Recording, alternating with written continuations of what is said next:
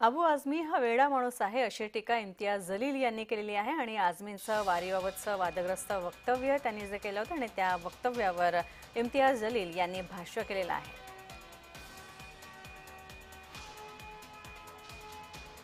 मैं आ रहा था अगर पूना से, तो मुझे लोगों ने कहा कि पालकी जाने वाली है, जल्दी जाएंगे नहीं तो फिर रास्ता जाम हो जाएगा। रास्ता जाम हो रहा है, हमने कभी मना नहीं किया, लेकिन हमारी मस्जिद हमारी नमाज के लिए यानी ये जानबूझ करके ना इस देश में मुसलमानों के लिए जमीन तंग की जा रही है।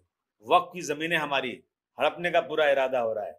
जो 4-4, 5-5 सालों से मस्जिदें बनी है, कब्रिस्तान है, दरगाहें हैं, उन दरगाहों पर नजर इनकी है, उसको तोड़ करके सरकारी जमीन बनाकर उसको बेचने का सरकार का इरादा है। वेडा माणूस आहे, त्याला एक सवय झालेली आहे काहीतरी वक्तव्य करायचं आणि काही दिवसानंतर क्षमा मागायची लोकांकडून। तुम्ही बोलतो कशाला? तुम्ही आपल्या कॉन्स्टिट्युएन्सीच्या बाबतीत का बोलत नाही की गोवंडीमध्ये तुमचे लोक कशा ड्रग्सचा धंदा करत आहे? हे मुद्दे महत्वाचे आहे। विधानसभेत याच्या अगोदरचा जे विधानसभेचं अधिवेशन सुरू होता पहिला दिवस जाऊन त्यांनी तो काही समाजाशी देणं घेणं नाही, आपल्या कॉन्स्टिट्युएन्सीचे देणं घेणं नाही आहे, त्यांनी मुद्दा काय काढला की औरंगजेब